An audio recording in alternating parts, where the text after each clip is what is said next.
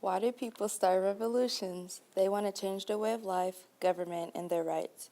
Many revolutions began to occur in 1848 as people became frustrated with their living conditions in France, the Austrian Empire, Prussia, and the Frankfurt Assembly.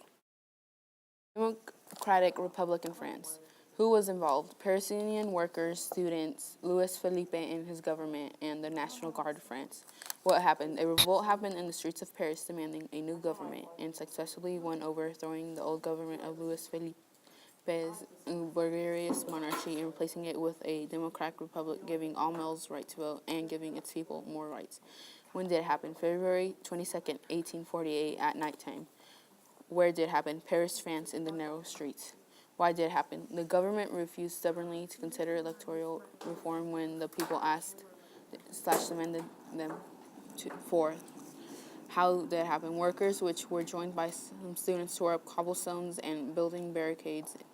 They were armed with guns and they dug behind their makeshift fortress demanding for a new government and were later joined by the National Guard, which broke ranks. In 1848, Austria and Prussia were considered the largest German kingdom.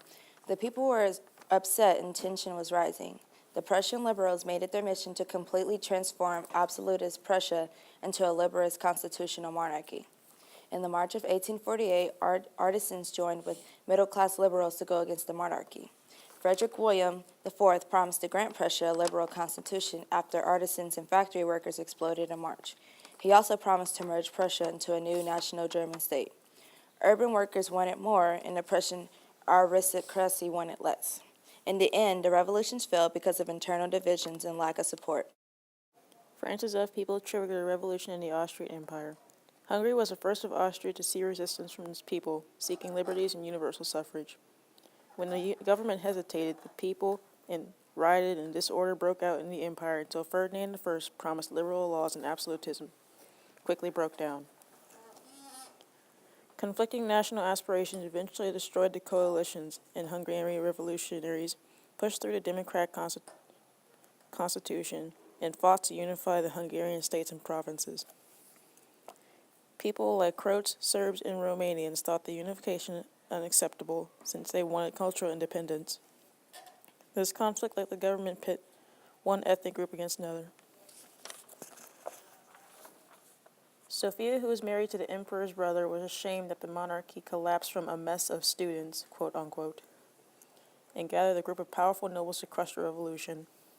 The first battle was at Prague on June 17th. An Austrian army crushed the students and workers with cannon fire. Francis Joseph crowned December 1448, and Hungary was not under control still. Conservative Nicholas I of Russia lent 130,000 Russian troops on June 6, 1849, to subdue Hungary.